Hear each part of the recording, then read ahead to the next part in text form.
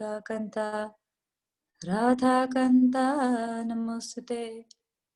Tapta Kanchana Gaurangi Radhe Vrindavaneshwari Rishabhanu Sute Devi Pranamami Haripriya Mancha Kalpatarubhyascha Kripa Sindhu Bevacha Patitanam Pavanebhyo Vaishnavebhyo Namo Namaha.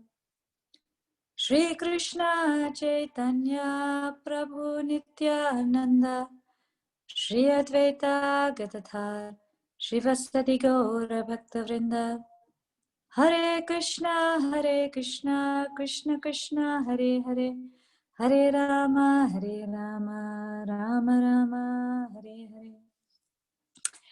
So today's topic, the cost of guilt.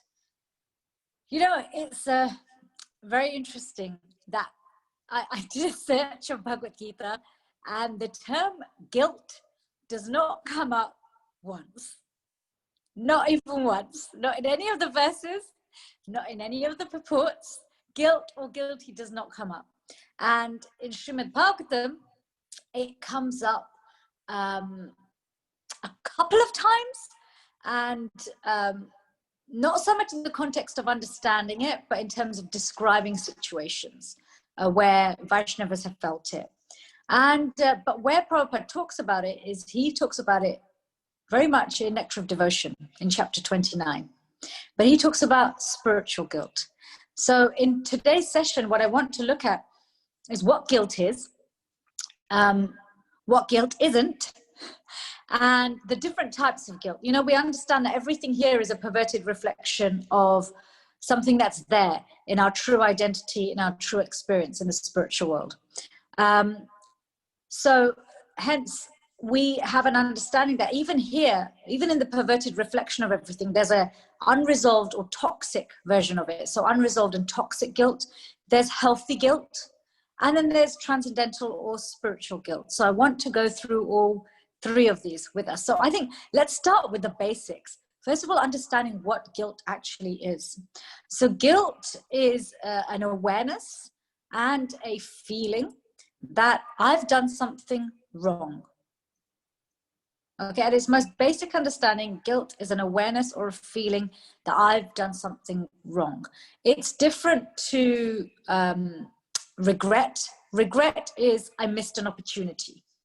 Okay, I missed out on something. But actually having some awareness or feeling that I've done something wrong is actually what guilt is. Okay, so at its essence, it's actually something that's potentially healthy, because in order for, even on a basic level, for any society to function, or any community to function, any relationship to function, there's got to be an ability to be aware that I've done something wrong. What I've done is unhelpful. Okay, what I've done or said has had consequences which have had a harmful impact on myself or other people. Okay, so in this sense, guilt is actually can be a very healthy and useful thing. It's the next stage of guilt or of healthy guilt is remorse. So I'm understanding, moving on from being aware that I've done something wrong, feeling I've done something wrong, to feeling sorry about it.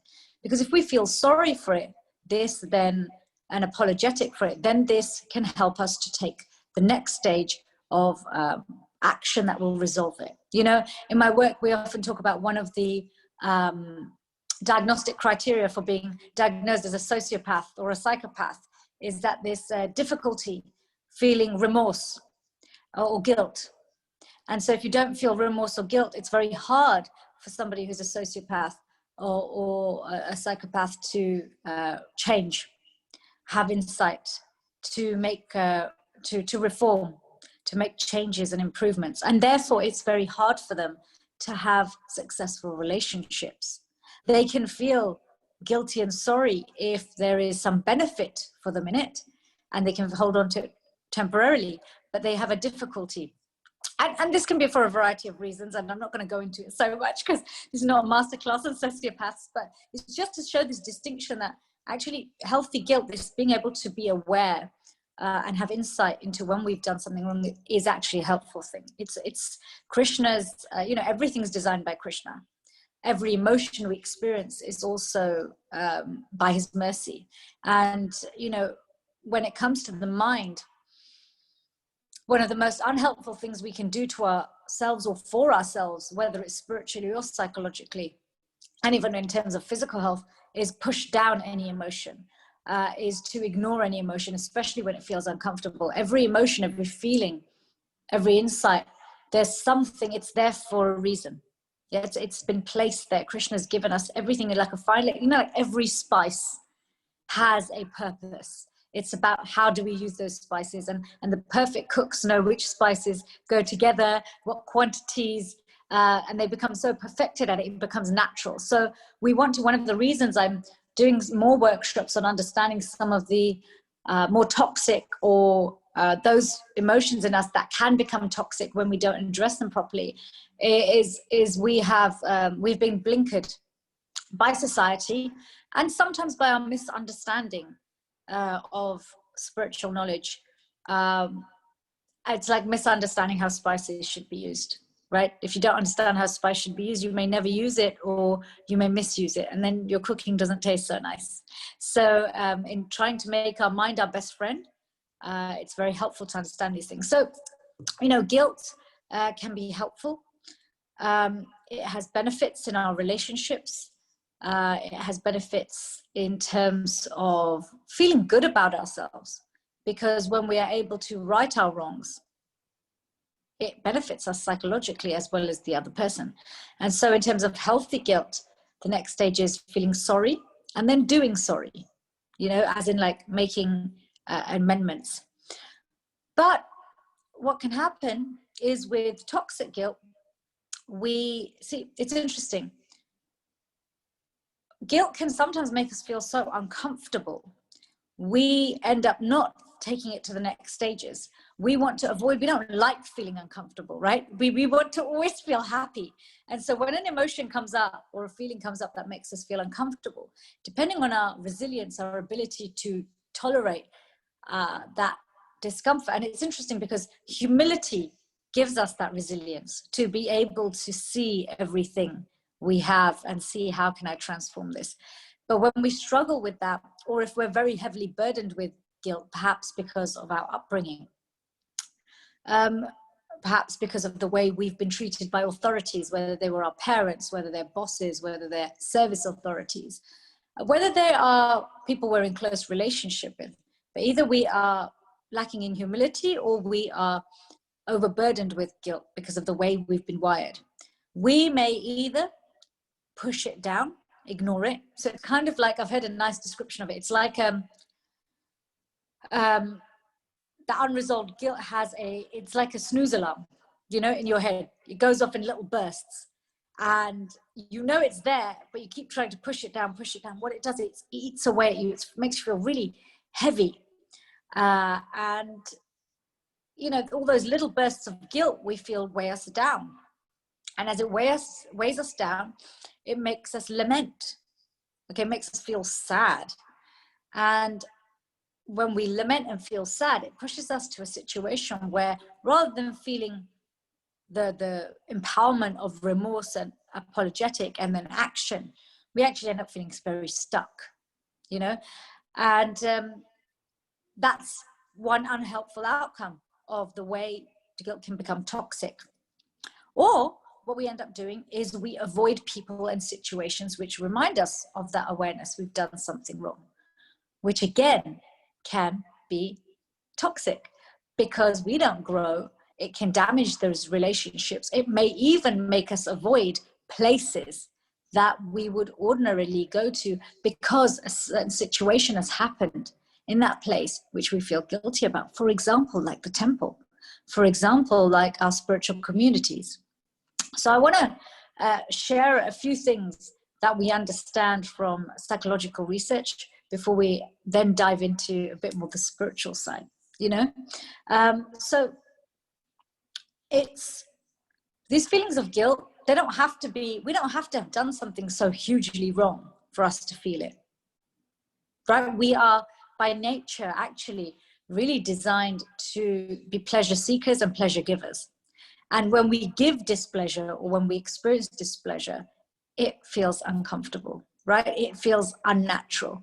Even if it's not spiritual pleasure or displeasure, it feels unnatural. So it doesn't take a lot for us to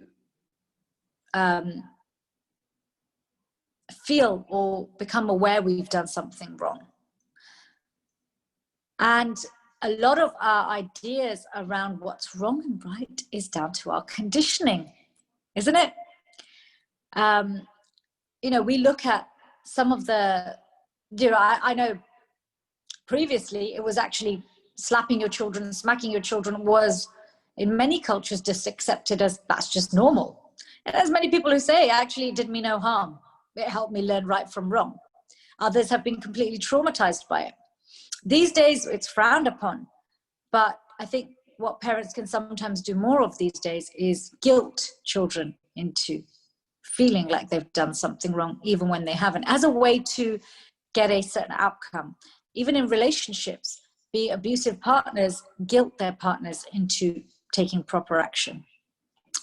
And, you know, so what happens is guilt is such a powerful feeling that even when away from the situation, that echo, those little bursts, that snooze alarm of guilt, those small little bursts of guilt, they build up and they have certain consequences, you know.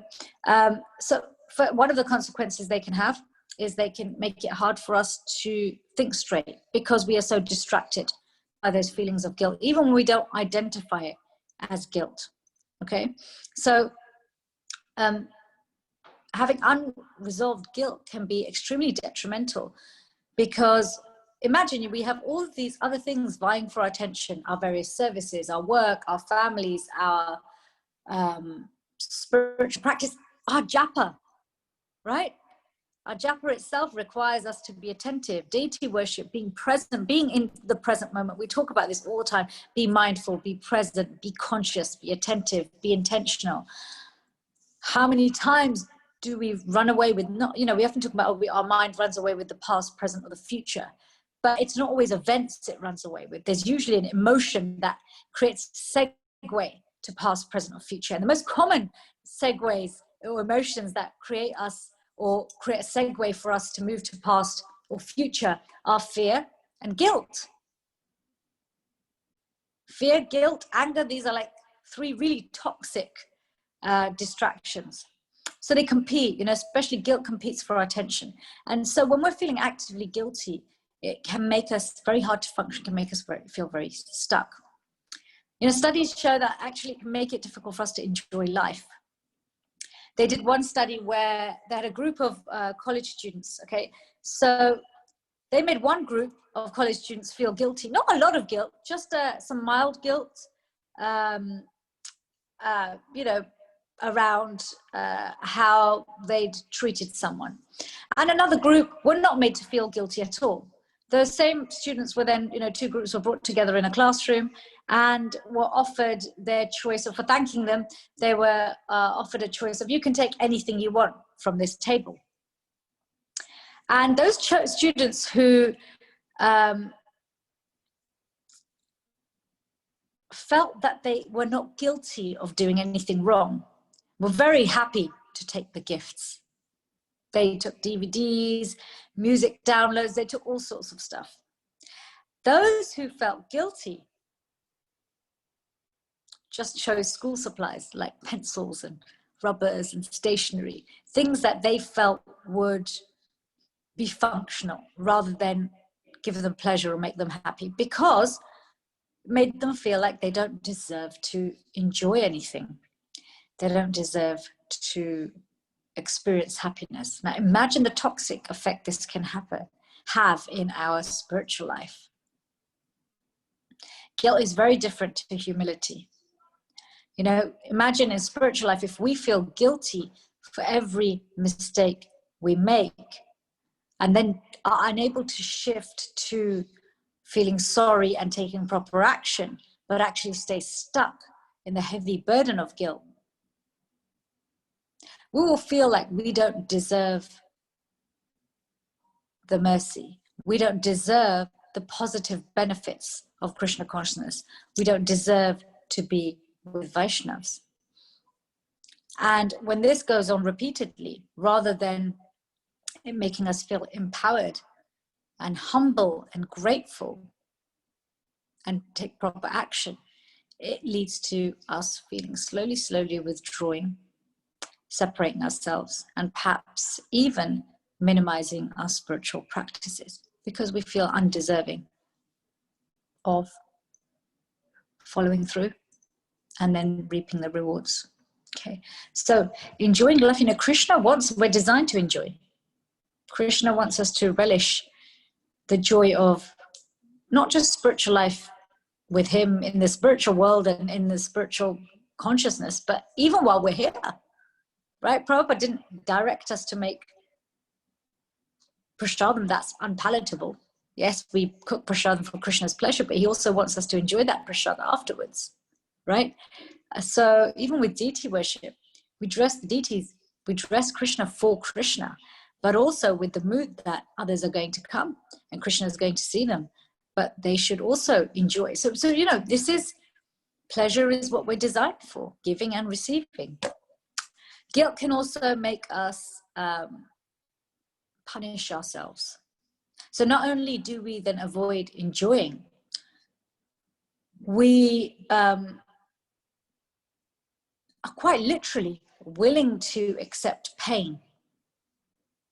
Right? This is how, I was talking about how in parenting or some authoritarian relationships, or even relationships with our partners and spouses, the abusive mentality can be that I'm going to guilt you to a point where you yourself will feel that you deserve to be treated badly. Again, this is studies show, again, back to students, sadly, students keep being, put at the brunt of these studies. Again, students were made to feel, one group were made to feel guilty for depriving another student of not getting a certain lottery ticket in this study. And another group were not. They were the control group. The group who were made to feel guilty for depriving another group of not getting the right lottery tickets or not being able to get the lottery tickets, they were actually even prepared to give themselves electric shocks. Wow, right? Wow. Right? It's crazy. They hadn't killed anyone. They hadn't physically hurt anyone. It's just they've been told, because of you, these students weren't able to, because of your behavior, these students weren't able to get lottery tickets. Look at how you behaved. They were willing to give themselves electric shocks to show how sorry they were. Right? So it's insane. It's insane how guilt can be used to manipulate us. So actually then it doesn't surprise me that Krishna would not bring up guilt. Arjuna doesn't bring up guilt. Because actually what Krishna is really trying to illuminate Arjuna on is how to move beyond situations and mindsets that make us feel stuck. Krishna's conversation with Arjuna is about empowerment. And I'm going to come back to that conversation.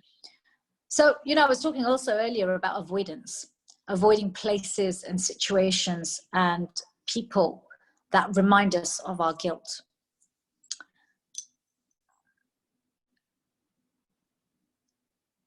This can be so subtle, right? It's interesting when we have something that feels acutely painful, we avoid it so much that we actually miss the connections.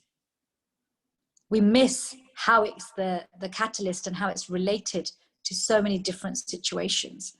And, as I'm going through these different points, maybe after this session, you take some time to think about if in your spiritual life there are certain people you are avoiding or places you're avoiding. Is it because you've been made to feel like you've done something wrong? because we don't like feeling like that. The problem is, though, when we are made to feel like we've done something wrong, even when we haven't, right? Whether we're inflicting that on ourselves or whether somebody else is inflicting that on us, you know, because when we inflict that on ourselves, it's become part of our internal dialogue, right? The problem with that is it also creates resentment. So if we have an internal dialogue of self-punishment and guilt, where we're constantly feeling like we're doing something wrong, even when other people aren't making us feel that way, even when we haven't done something wrong, we end up resenting ourselves.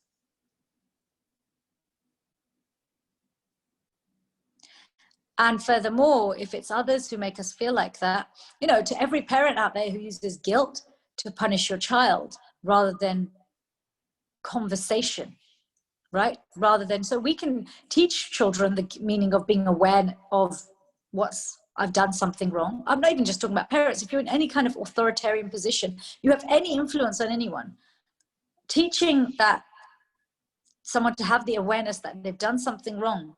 There's nothing wrong with that. There's nothing wrong with empowering others to use their natural desire to feel sorry to make change. But if we are simply using it as a way to force someone, to manipulate someone to do what we want them to do, know that along with that, they're also resenting us. The seed of resentment will grow, a weed of resentment will grow and flourish, and it will choke our relationship with them.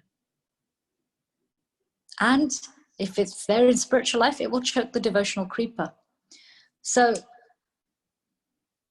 guilt tripping people, you know, whilst it's effective in terms of getting what you need to get done, it's not healthy for relationships at all.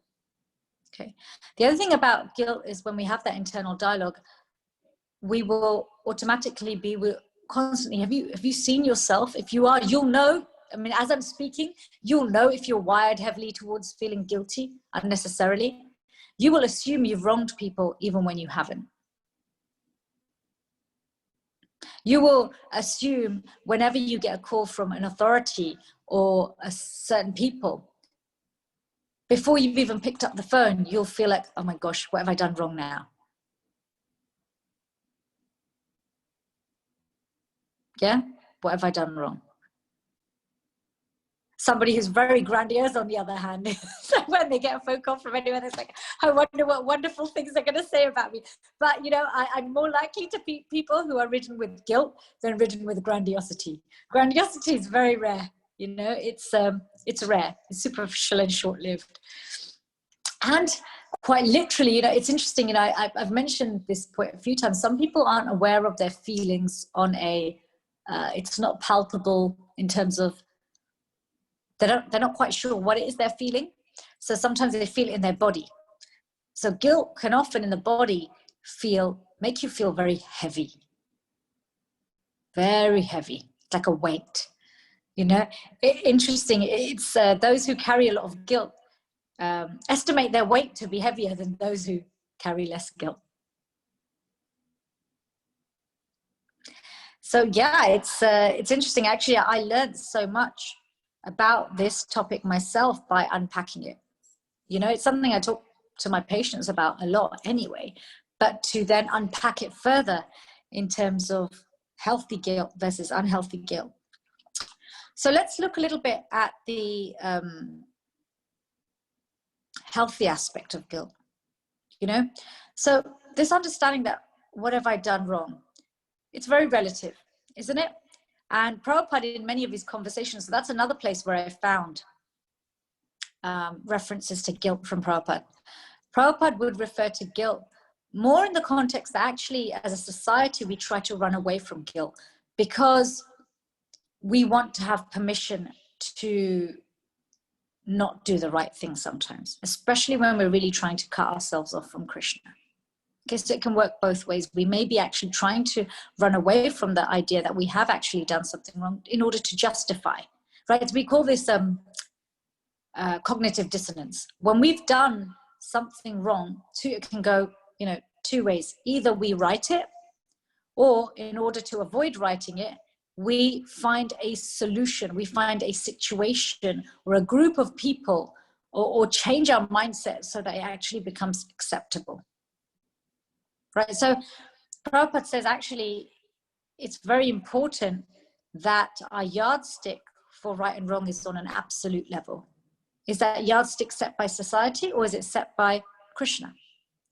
And in this way, when we have an absolute sense of what's healthy and what's unhealthy, then we're able to better apply healthy guilt and engage in healthy guilt. Because when we have an absolute yardstick for what's healthy and unhealthy, what's right and wrong, then we also know that this is coupled with mercy, because the absolute truth is Krishna, and Krishna always comes from the position of love and mercy.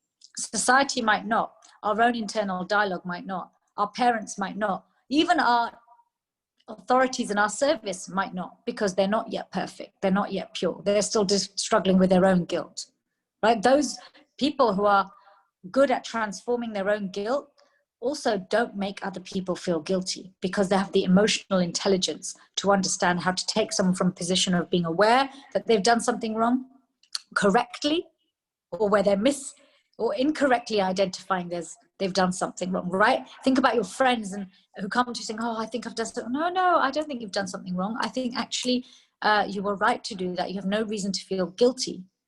But how can you do it in such a way that, is even better next time? Do you see what I mean? The difference in dialogue, the compassion we might have to another person versus ourselves when it comes to guilt is quite different. So Prabhupada really makes this emphasis that, it's important for us to have this absolute yardstick, right? Because when we don't have that, one of two things happens. One is either we get stuck as Vaishnavas, or we fall into the category where we just avoid devotional interaction and devotional context, because we don't know how to take it to the next step. If we are not taking shelter of absolute yardsticks of helpful and unhelpful, or healthy and unhealthy, then we are simply subjected to imperfect perceptions of right and wrong, which are relative, right? Even within our Vaishnava Sangha, even within our friend circles, there are many Vaishnavas who have gotten stuck in their spiritual life because maybe they've made some, due to attachments, due to the nature of unsteady bhajana kriya, they've become aware of attachments, made mistakes, engaged in what might be considered a fall down temporarily, however temporary it might be, and either felt themselves undeserving to continue, so have left, or found themselves associating with a group of Vaishnavas who have chosen to no longer follow certain principles because they want to feel comfortable about it. Right? So in our spiritual life, if we take shelter of toxic guilt, it destroys us psychologically, it destroys our physical health. So we're not happy in this world. It destroys our relationships, and it disconnects us from Guru and Krishna. Guru and Krishna does not put Arjuna on a guilt trip even once. Not even once. There is nothing in the Bhagavad Gita that Arjuna could interpret as Krishna putting him on a guilt trip. He simply explains and gives him the choice. I'm giving you everything I can possibly give you from the absolute core of my heart with all of the love in the world. What would you like to do with it? If we can engage with Krishna with this level of trust and affection, meet him where he is at, meet him and receive him how he is hoping to be received, then we will see that, this guilt is it's just a barometer. Have I done something? First of all, first question, feeling guilty. Have I actually done something wrong? And what I've done wrong, what context is it in? Is it redeemable? What is going to redeem me? What is going to help me? What is going to transform this? So this brings me to Bhagavad Gita 9:30, where Srila Prabhupada talks about this spiritual guilt. So this is chapter 9, verse 30.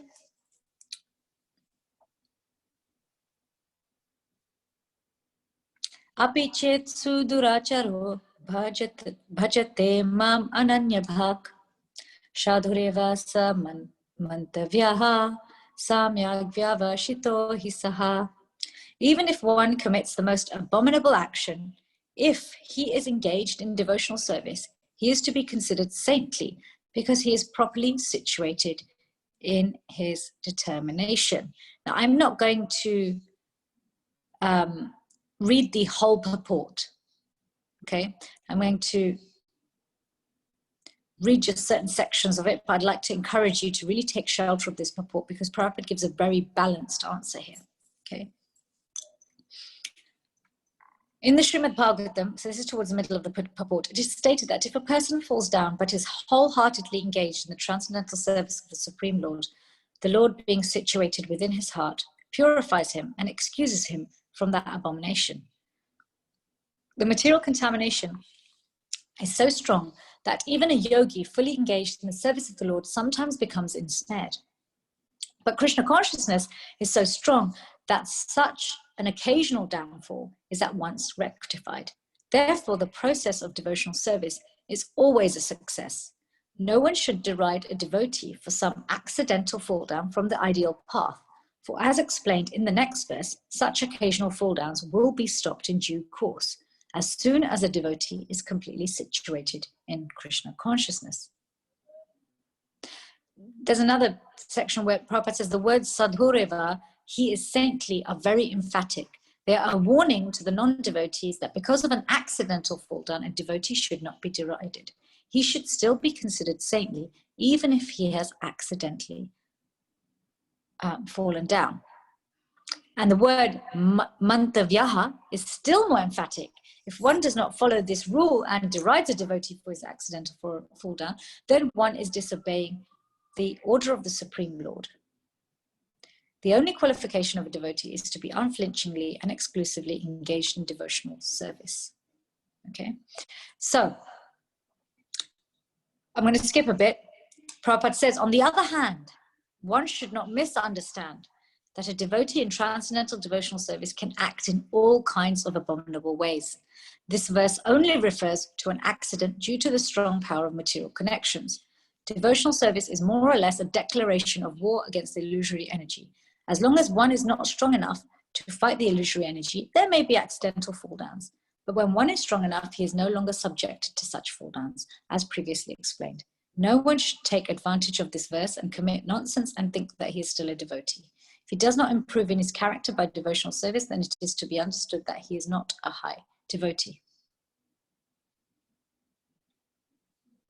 And so the next verse that Prabhupada is talking about, 31, Krishna tells Arjuna, he quickly becomes righteous and attains lasting peace. O son of Kunti, declare it boldly that my devotee never perishes. Okay, so this is really powerful, this purport, because it gives us balance. It gives us balance that accident means accident. Recognize it's an accident. Give yourself permission, forgive yourself, and take proper action. And what Prabhupada's emphasizing in this purport is that the proper action is to actually carry on, because we hear so often that devotional service is more powerful, that is so powerful that even chanting the holy name once can clear more sins than we can commit. So now this is not that we take it in the mood that I'll just do whatever I want and just chant and nullify it, but this understanding that if my guilt, if my remorse is more powerful than my desire to progress spiritually, then I'm quite literally handing my relationship with Krishna over to guilt.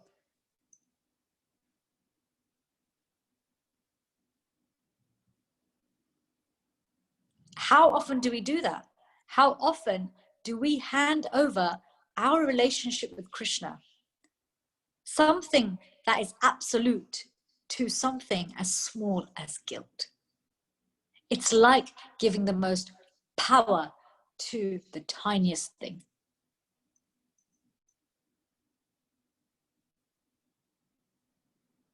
So the next time guilt stops you from chanting your rounds, guilt stops you from going and associating with your spiritual master, guilt stops you from picking up a book, Guilt stops you from serving the Vaishnavas. Guilt stops you from accepting someone giving you a compliment for the wonderful service that you've delivered. That compliment's coming from Krishna. The next time guilt stops you from receiving that love, remind yourself that you're handing over your relationship with Krishna to guilt.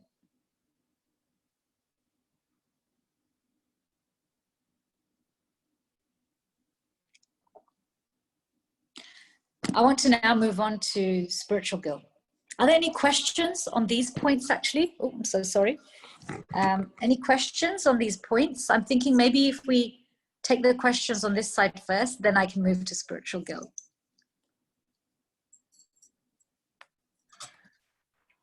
Well, the only question I've seen so far. Oh, quite echoey. Is that better? Much better.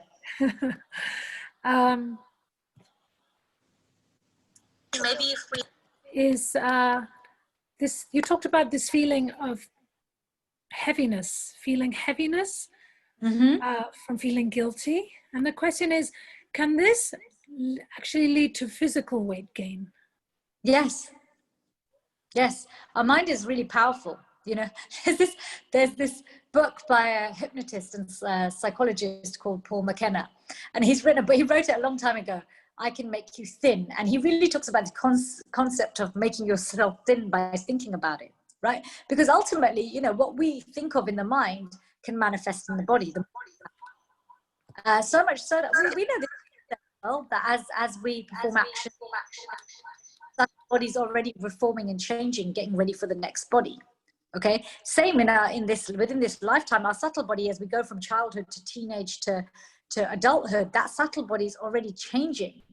You know, this is why sometimes we see this teenage angst, you know, where there's a discordance. It's discordant. The body of the child still looks like a child's body, and then but their mind's developing like an adult, because the subtle body is already changing in order to well before the gross body changes. It has to.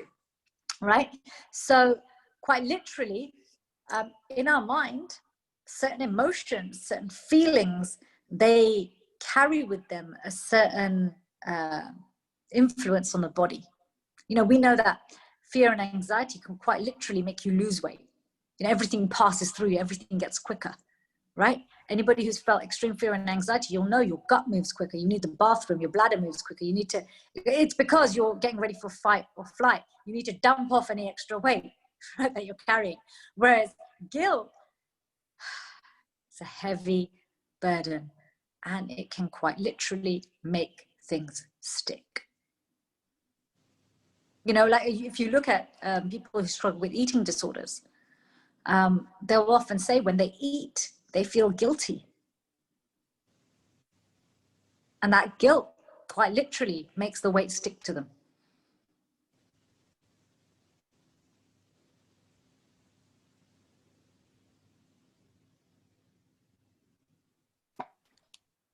You know, as always with your classes, I tried to take notes, but then I realized I basically just have to transcribe every single word you said and read that again, because everything carries such weight, no pun intended.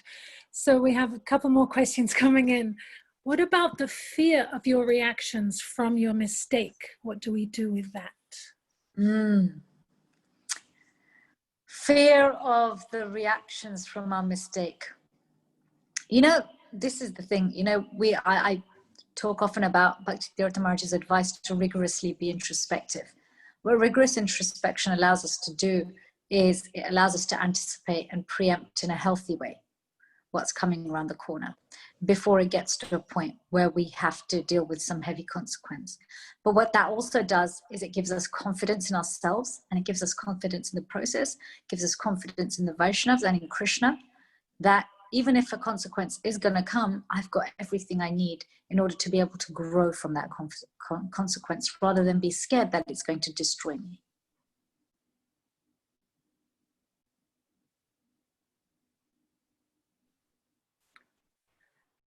So we have another question here. I'm sorry, I know I'm having... Oh, did you want to add something? I was going to say, I think you've got 2 devices on because it's echoing. You caught me, I do. And it's how I can keep a track of everything behind the scenes, and then it causes problems. Okay, so is this better? Is this doable?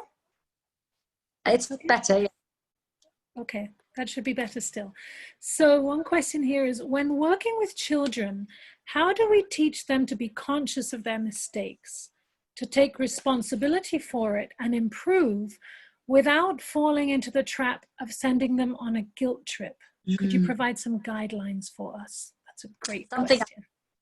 Because it's different at different stages of life. And, you know, when we have our own children, for all the theory that I know and everything, you know, when it comes down to my own interactions, I also too have to apply that to my own emotions, because our own emotions get in the mix, right? But the emotion that gives the clearest guidance is love, actual genuine love.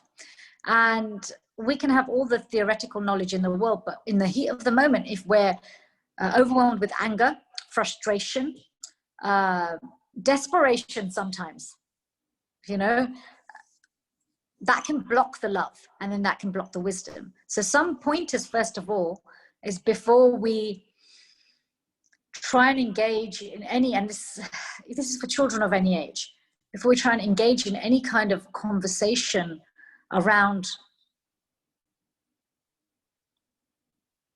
what could be perceived as chastisement or corrective conversation, try and bring ourselves to a calm state first.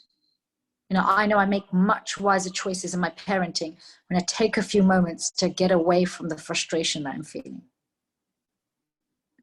The next thing is take into context then the age of your child and the character of your child. You know, some children learn through explanation.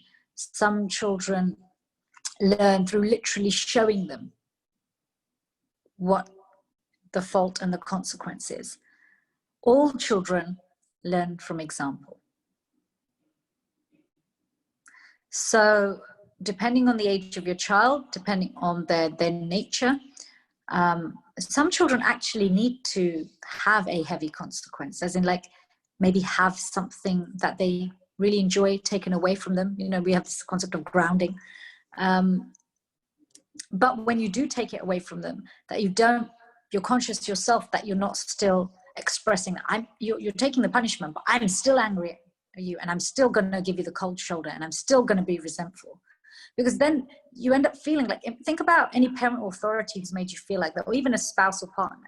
You then feel like it doesn't matter what you do, there's nothing you can do to actually correct it. That's very disempowering. So along with teaching a child what's wrong, we also want to teach them how to move beyond that, rather than stay stuck with that feeling that you should always feel like you've done something wrong and there's nothing you can do to repair this. That's really unhelpful. And it hasn't worked for us when anyone's done that with us. Why would it work? Why would our children be any different? Yeah. So it's healthy for us, for children, to know what consequences are, but also healthy for them to know that when they take corrective action or corrective mindset, it has positive consequences.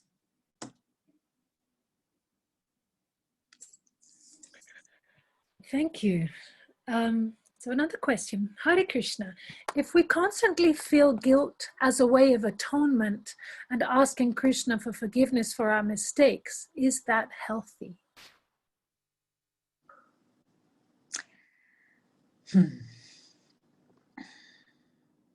Engaging in a dialogue with Krishna where we are asking for forgiveness. You know, we understand this concepts there in the Christian church, the Catholic church, the confession box, right? Being transparent with Krishna, whether it's through conversation, prayer, journaling, is more about us taking ownership of our mistakes than letting Krishna know. He already knows and he's already forgiven us.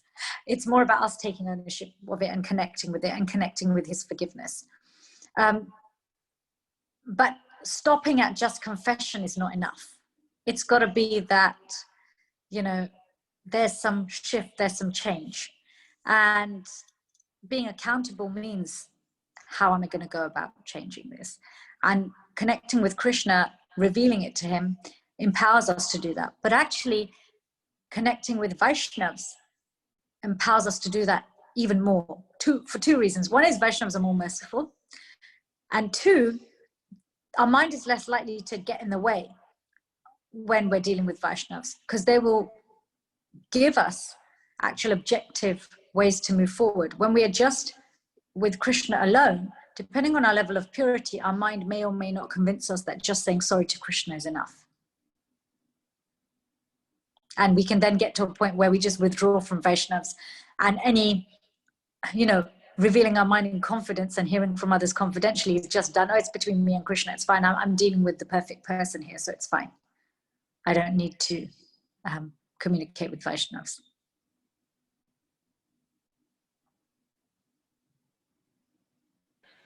Gosh, there's so many levels and layers to this. It's endless. One question from, I don't normally read out the names, but I will in this case. She's a medical doctor herself from Vijay Lakshmi Mataji. She's making a question and comment. Depression makes a person go to binge eating, especially fatty food and carbohydrates. This leads to guilt, and to make themselves comfortable, they binge again. A vicious circle, right, Mataji? And therefore weight gain. The feeling good hormone is secreted more with chocolates and refined carbohydrate foods. Thank you for sharing. Yes, we often discuss that the mind-body connection is not just a subtle one. There's the gross aspect, which is biochemically mediated, and I don't think we should ignore that. So it's thank you very much for sharing that. That's absolutely, there is that biological connection also, that certain foods make us feel great, but also make us feel guilty. This happens even with abuse, which can be quite difficult, because when someone's abusing you, especially with ladies, when there's actually with ladies and men, and I don't kind of want to segue into this topic too much, and maybe we explore this more in another session. One of the difficult things about moving on from particularly sexual abuse is that the body is, in one level, like a machine. If you push the right buttons, the body will feel pleasure, even if you know that the person doing that to you is unwanted, is unwelcome, and shouldn't be. And many people who are victims of sexual abuse can be left with feelings of guilt that, oh, I enjoyed it, so therefore it's my fault. I felt some pleasure, therefore it's my fault.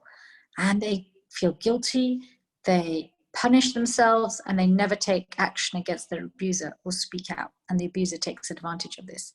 So I have no idea why I randomly went into that, but somehow I just felt internally pushed to share that yeah, there is this vicious cycle between the very same things that can make us feel guilty also make us feel good. One of the many things I appreciate about you, Citi-Sakti Prabhu, is that you touch the so-called untouchable topics, and it's so much needed, and I think it's bringing a lot of healing to many of us. So we're really grateful to you for that. And you can't help yourself, because it's just your loving motherly heart. You just want to help as many as possible. The questions and comments are flooding in. Here's a wonderful comment. I have many a time heard that guilt is a useless emotion. And another comment, this Vaishnavi is really happy to learn that Krishna and Arjun's relationship is guilt-free, and that she finds this very helpful. Thank you. Question from one of our Zoom viewers. Hare Krishna Mataji, I have a question. If a devotee makes us feel guilty about service-related commitments, how do we deal with this? It's more painful coming from a devotee than from our family members, because devotees are connected through Krishna.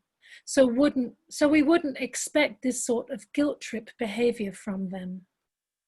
We don't expect it, but we're all conditioned, as Prabhupada was saying, we're all different parts of this journey. We have different levels of purification. There'll always be someone who brings into our awareness we've done something wrong.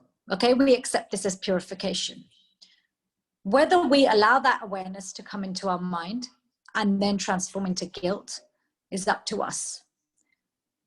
So like I said, we have to judge whether have I actually done something wrong, rather than avoid that person or avoid that situation. Have I done something wrong? This is the first question. If we have, then am I going to transform and use that guilt and engage in healthy guilt, which is, first of all, I feel sorry for it, and then I look to seek proper mindset and proper action to change it.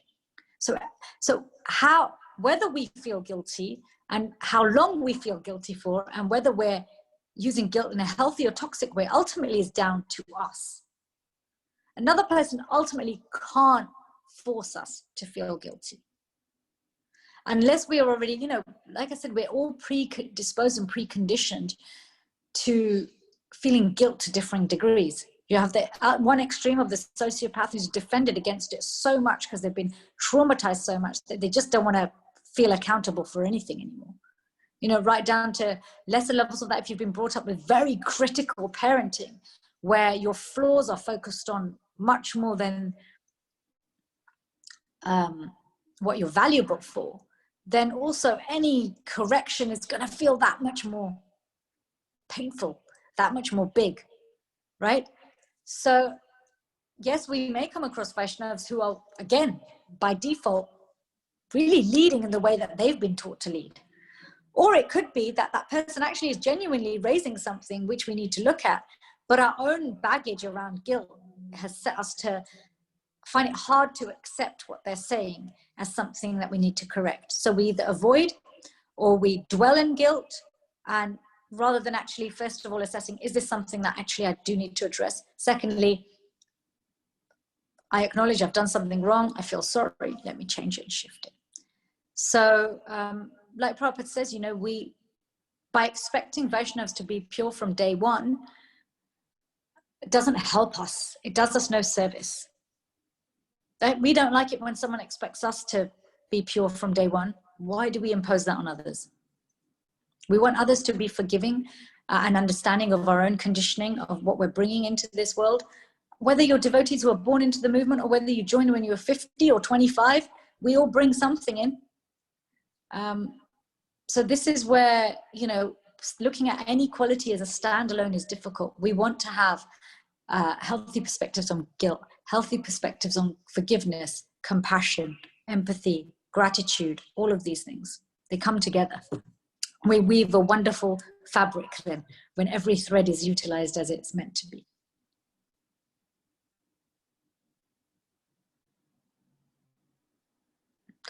Kamania, you're muted. I should actually mute more often. I love how you always bring it back to the positive and give us the practical tools of how, because it's very intense and quite heavy, this topic, actually. It is. It's a heavy topic. I can imagine why a lot of Vaishnavas might have looked at it. So that's an interesting topic, but I don't really want to hear about more guilt. But you're such a joyful person that I think you're the perfect person to address this.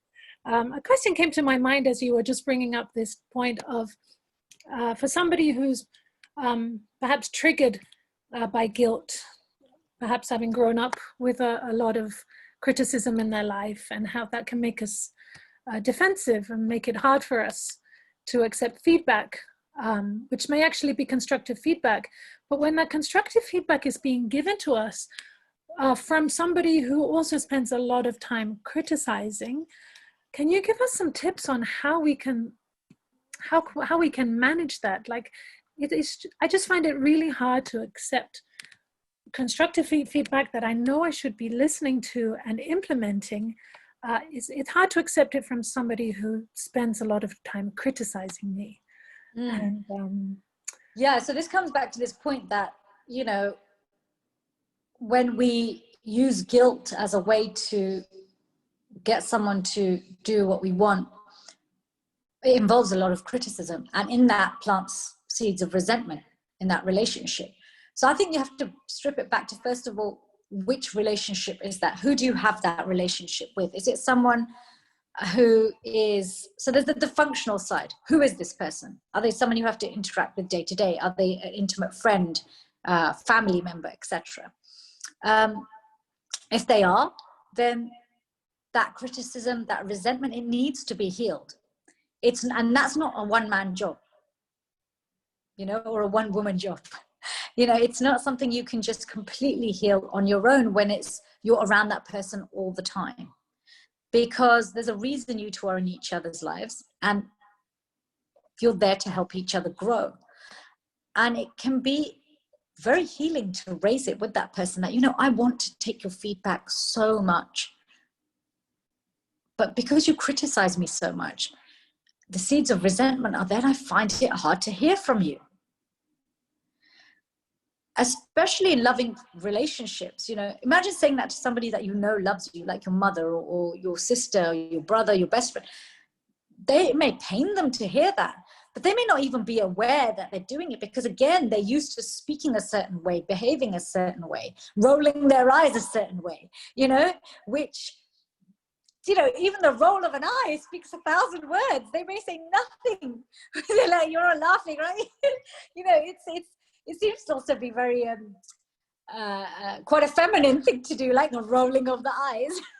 so it can be, that gesture can be quite toxic. So I think where you are, that's coming from somebody you have read, and know that Krishna has placed you in that situation for a reason. It's an opportunity to heal and grow together. Where it's in a situation where you actually don't really have much relationship with that person, and they're constantly criticizing you, and you're feeling resentment, and therefore that can't hear that feedback, I wonder then, how is this person so far away from you and feels they have the right to criticize you? Is it that they're a fan? Is it that they're trolling you on social media? Is they talk about you behind your back? What's going on? And if it's that kind of situation, then I think we have to just sometimes accept that there is some occupational hazard to being in, you don't even have to be in a huge public eye, just the fact that other people can see us much more than they used to, and everybody has an opinion. And some people, unfortunately, are more vocal about their toxic opinions than they are about their positive opinions. So, this can be the challenge. And sometimes I see sometimes where it's on a widespread kind of thing, the challenge is also Krishna is sending a blessing, showing that there's an ugly side to being well known. That fame itself, we often hanker for fame and adoration, but it comes with its own baggage. There's no such thing as pure fame and adoration in this world. It comes with a baggage of also criticism, and also not being validated when you do great things, or being criticized when you've done something wonderful. So yeah, I think if it's in a personal situation, then I think heal together.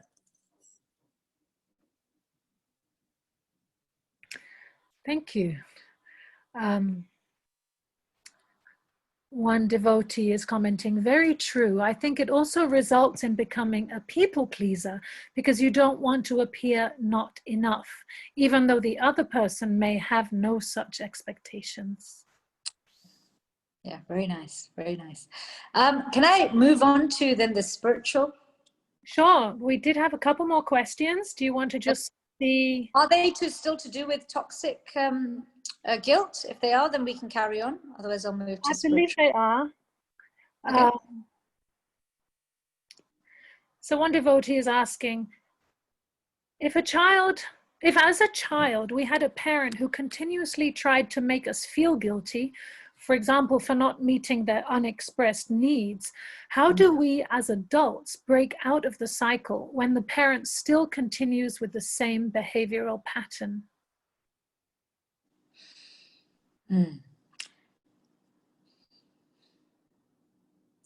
So first of all, we all have our own work to do. We have to remind ourselves that, and constantly remind ourselves that I'm not what I'm experiencing now. This isn't who I am. I'm ultimately not that person's child. And ultimately they're not my parent for eternity. They're playing this role, I'm playing this role, because there's certain growth. And that growth ultimately, in the final balance, is really actually bringing us to a position where we're actually ultimately willing to let go of this identity. So there's our own work to do there in terms of, and that can be done with our introspection, with going deeper with our rounds, with continuing regardless of what's thrown at us. But then there's the work we do together, like we were kind of talking about with the point that you raised, Kamania, where in your relationship with your parents, you know, parents are all of different generations themselves, bringing in their own things. Talk to them. You may not be able to have a full-on conversation, but just express even once how they made you feel, what it does to you, what it does to your relationship. And do it when you're calm, when you're not flooded with emotion. You will be amazed at the impact honesty coupled with calm has on those who love us.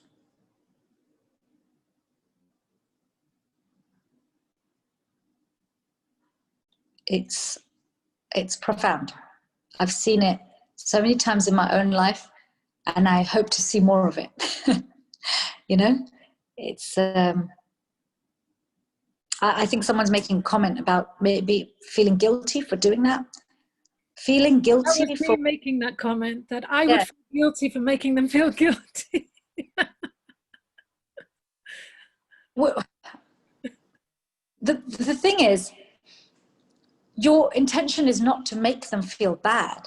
Your intention is to see, intention is so much, right? We talk about this all the time. Intention and motive are the success, are the secret to spiritual life. You know, there's that verse I was sharing with you guys last time. I can't remember which session, but this is the 11th canto, 29th chapter, verse 21 of the Bhagavatam, where Krishna quite explicitly to Uddhav explains to him that actually that which is done with no personal motivation, even if it has no external effect, but it's done for me, just to please me, is actually real religion. You know, so, and it's attractive to me. So our motive, our intent, this is what Krishna is saying, our motive, in Krishna consciousness, our motive is most paramount. But even in our relationships, our intention and motive, that's what I mean by when we approach our loved ones with calm honesty, with love, even if what they hear hurts them. That pain is transient. That pain is also necessary in order for them to be aware. It's an organic feature of them coming into having it in their awareness. And also that pain makes them realize how important the relationship with us is, as it does for us. As healthy guilt does for us, it helps to highlight what's important to us. I know you're eager to move on to the next part of your presentation, but It's okay. Part of my presentation is just really the conclusion, so it's okay. I just want to leave you with something that Prabhupada said, so that's okay. Okay. Well, you did earlier mention part 2, and my ears always perk up when I hear you say you'll come again. So I think we will all be clamoring for part 2. Well, one comment I just saw on Facebook is, Hare Krishna, keep up the great work, Mataji. So many devotees suffer from some mental illness or another. This is so helpful, as many are afraid to speak up. Thank you. And this is actually why I'm very grateful to Sharadiya Rasa, who's the founder of Sadvi Sangha, as you know, that she's created this private space that as ladies we can gather and perhaps feel a little more empowered to speak up about certain things. And then ladies also have the opportunity to pose questions anonymously. So we have many ways that we can reveal our hearts in confidence through this medium, which is so wonderful. So there's 2 questions that are related. One is how to deal with guilt that eats you up. For example, not being a good daughter and it's too late to atone because our parents have left their body. And the other question related, Hare Krishna, thank you so much for the wonderful class.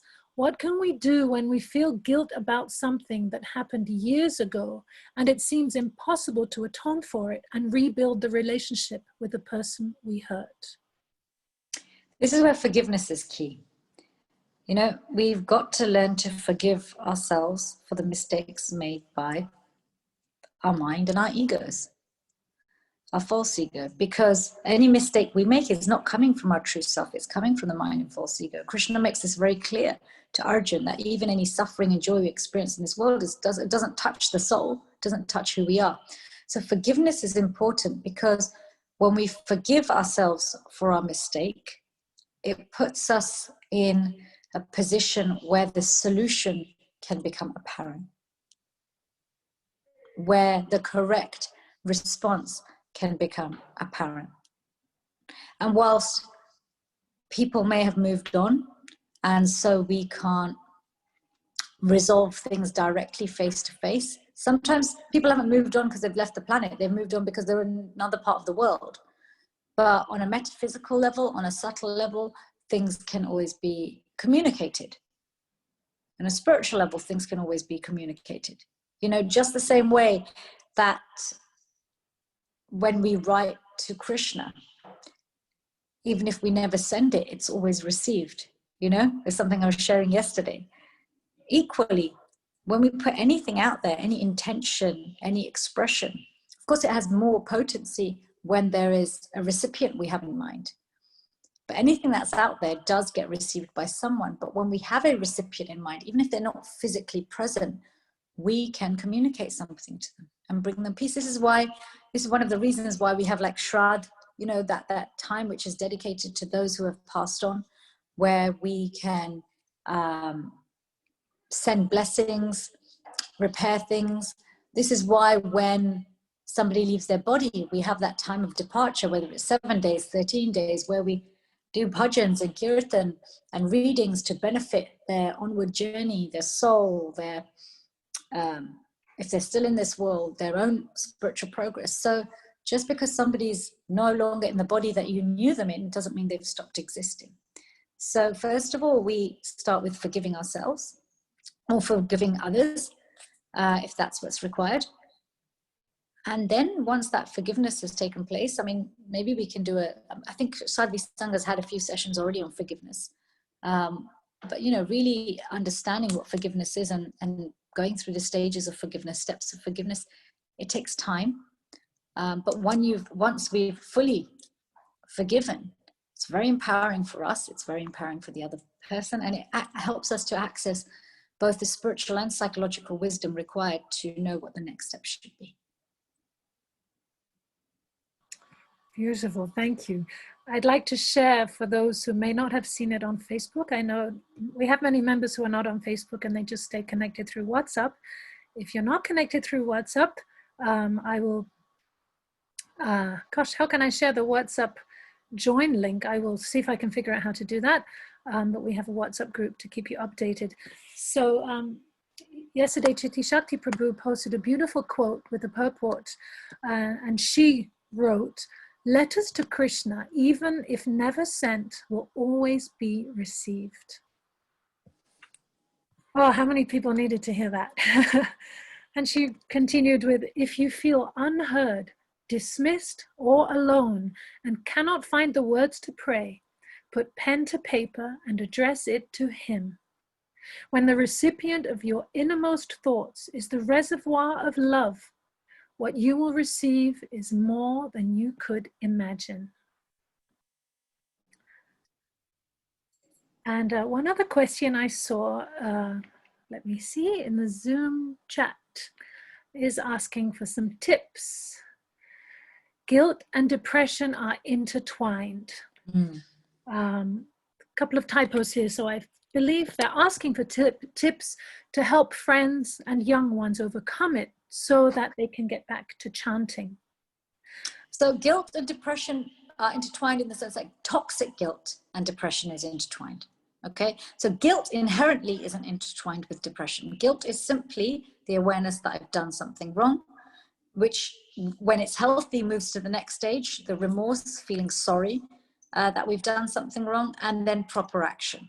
Okay, so guilt is not inherently linked with depression. It can be, but it's only when it becomes toxic. So when we get so stuck in this idea that I've done something wrong, and that's actually, it's funny, in some roundabout way, actually is a reflection of a lack of humility when we get stuck there, because what we're then saying is that, in one sense, that everything's on me.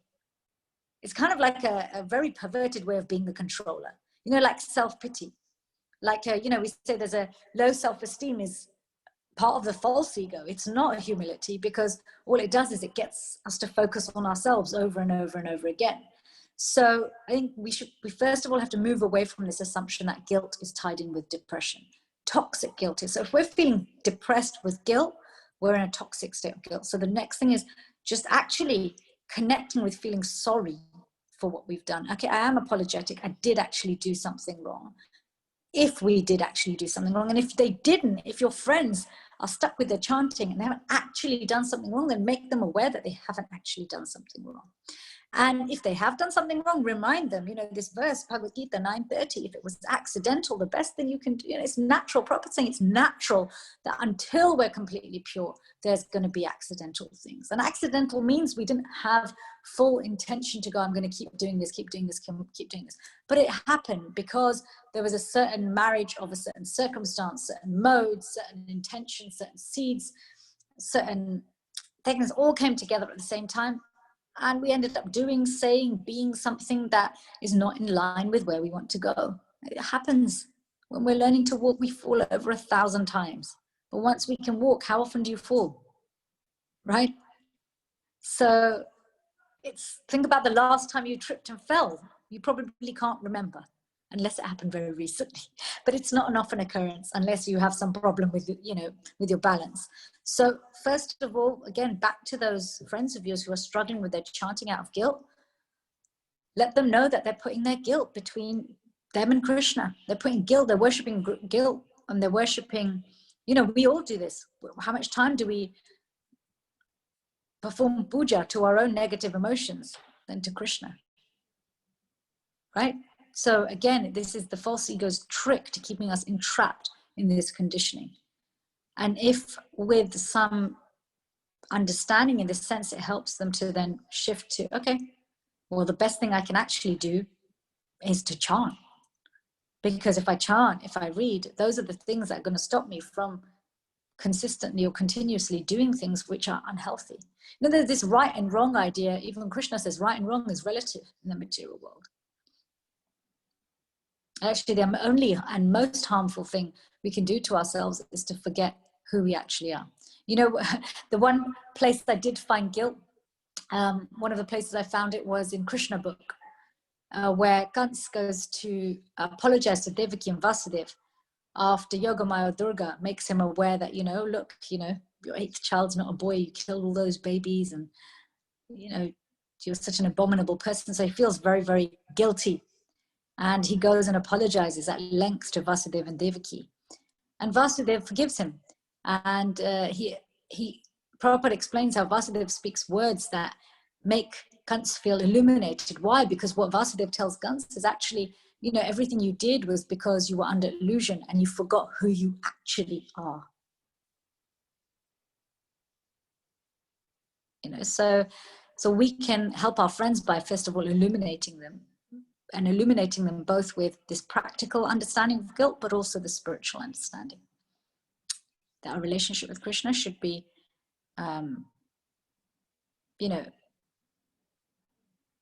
guilt-free, because when guilt comes up, we know exactly what to do with it, and we're able to take proper action. I so much appreciate how you break this down into just simple tools and steps, and it's very empowering. And I appreciate how you touched on the concept of false humility. And I'm wondering if you feel that perhaps a part 2 to this would be helpful. Perhaps false humility is something you could also go into. Yeah, we can do that. Because I think that's a huge topic which could do with shedding light on it, no? Yeah, I agree. It'll help me, certainly. I think guys, to understand false humility, I might be able to develop some real humility.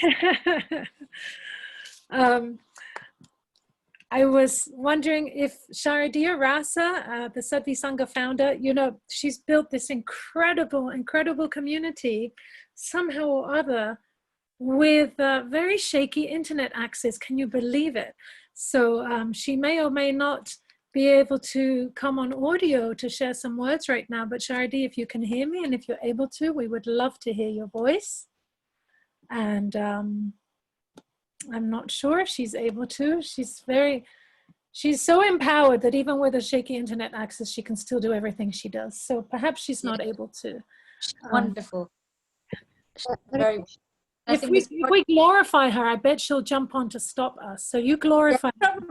Probably no, but she's really one. This is such an amazing project, actually. I really like that we have this international forum, because although everything we talk about here is relevant to everybody, both males and females, I think just having this space where we can also hear from both parties, although the worldwide and gone wide, we are becoming more open and to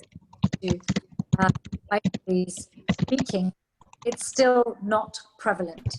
So actually, I feel grateful that all of you are out there to create this platform and champion this platform. I think it's wonderful because, you know, Prabhupada says this all the time, that we need a balance in society. Every varna, every ashram, every gender, every age group needs to feel valued and protected for healthy spiritual progress. I'm conscious of time. So, and I'm going to have to... She joined us, it worked. Oh, she did join us? Okay. Yes, it worked. So after we hear from Sharadia, I will... someone's asking how to join Sadhvi Sangha, but after Sharadia has spoken, I'm going to close with this transcendental guilt that Srila Prabhupada talks about in Nectar of Devotion, and then we will finish, if that's okay with you. Yes. Hare Krishna.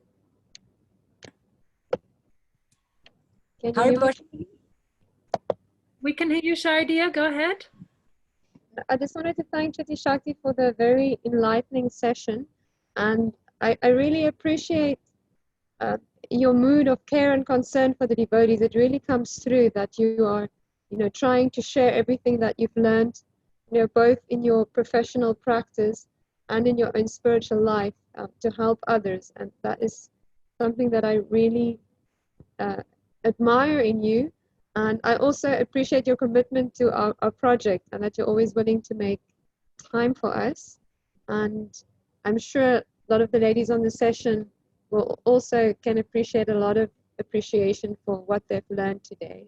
And I do hope there will be a part 2 and maybe other seminars to follow.